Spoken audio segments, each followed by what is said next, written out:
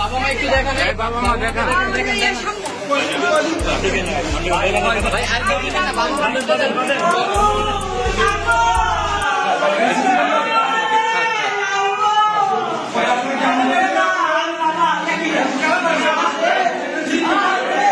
রাজধানীর সোহরাওয়ার্দী উদ্যানে দুর্বৃত্তের ছুরিকাঘাতে ঢাকা বিশ্ববিদ্যালয়ের ছাত্রদল নেতা শাহরিয়ার আলম সাম্য হত্যার ঘটনায় বিক্ষোভ মিছিল ও সমাবেশ করেছেন সংগঠনটির নেতাকর্মীরা।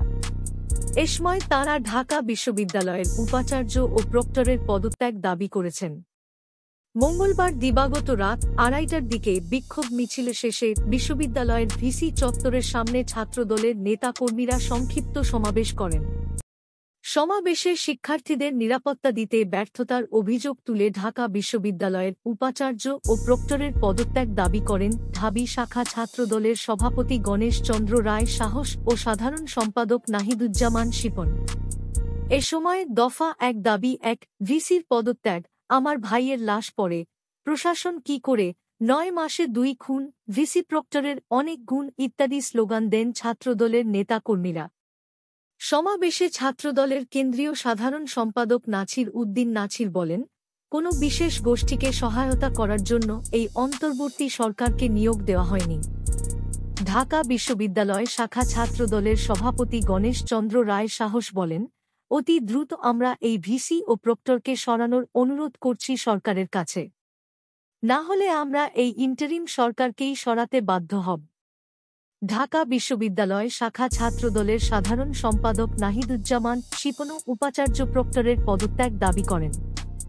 উপাচার্য ও প্রক্টরের পদত্যাগের দাবিতে আজ বুধবার বেলা 11:30টায় ঢাকা বিশ্ববিদ্যালয়ের রাজু ভাস্কর্যের সামনে বিক্ষোভ সমাবেশ করার কথা রয়েছে ছাত্রদলের।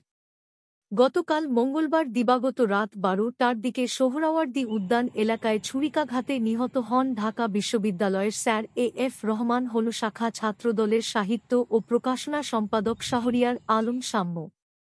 তিনি বিশ্ববিদ্যালয়ের শিক্ষা ও গবেষণা বিভাগের মাস্টার্সের শিক্ষার্থী ছিলেন।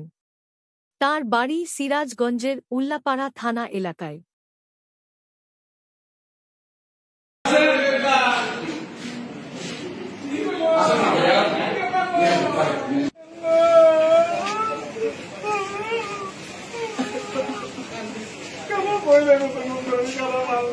Immigration to Canada. We provide the best quality service and solution for Canada immigration.